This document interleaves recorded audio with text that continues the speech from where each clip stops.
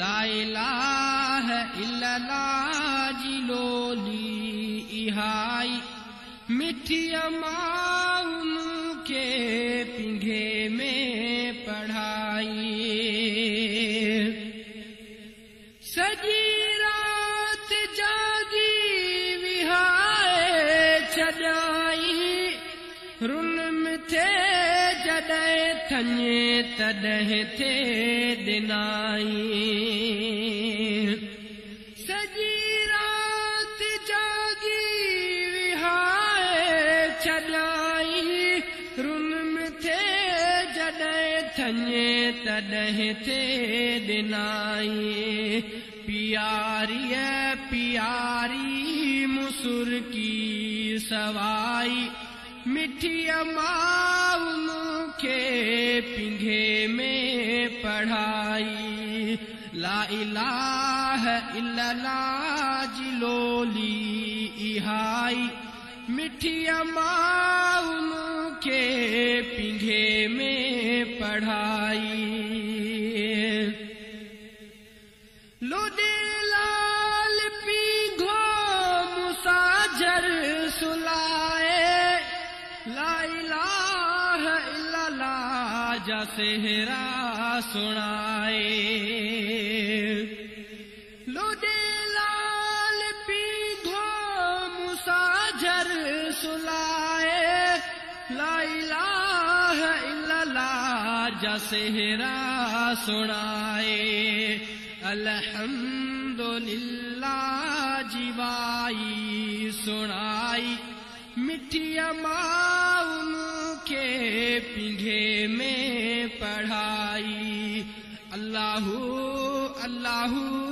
जी लोली इहाई मिठी अमाउन के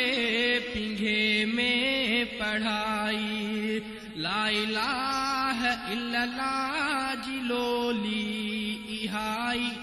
मिठी अमाउन के पिंघे में पढ़ाई चुमी गल गिराठी पाए प्यार वारी कई खीर प्यारिण संदीते तैयारी चुमी गल गिराठी पाए प्यार वारी कई खीर प्यारिण संदीते तैयारी सुबह शाम कुर्बन भरिय कई भलाई मिठी अमाउन के पिंघे में पढ़ाई सुबह शाम कुर्बन भरिय कई भलाई मिठी अमाउन के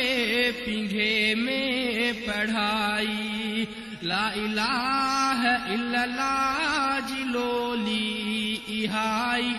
मिठी अमाउन के पिंघे में पढ़ाई पाजे माज पेरंद में जन्नत आयारो चवे खुद खुदा तो ब्यो मोहम्मद भलारो पाजे माज पेरंद में जन्नत आयारो चवे खुद खुदा तो ब्यो मोहम्मद भलारो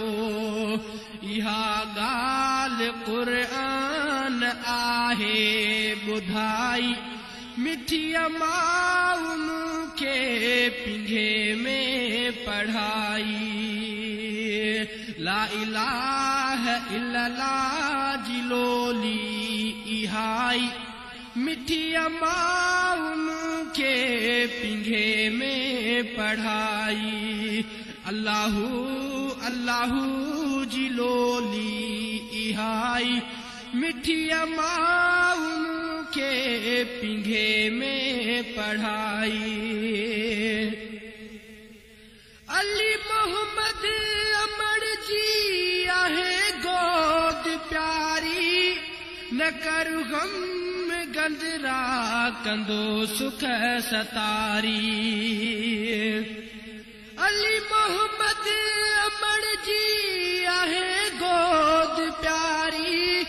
न कर गम में गंदरा कंदो सुख सतारी झले दर हिकड़ो बंदा कर गदाई मिठी माउम के पिंघे में पढ़ाई झले दर हिकड़ो बंदा कर गदाई मिठी माउम के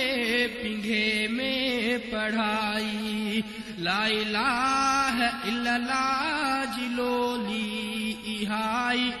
मिठी माउम के पिंघे में पढ़ाई अल्लाहू अल्लाहू जिलोली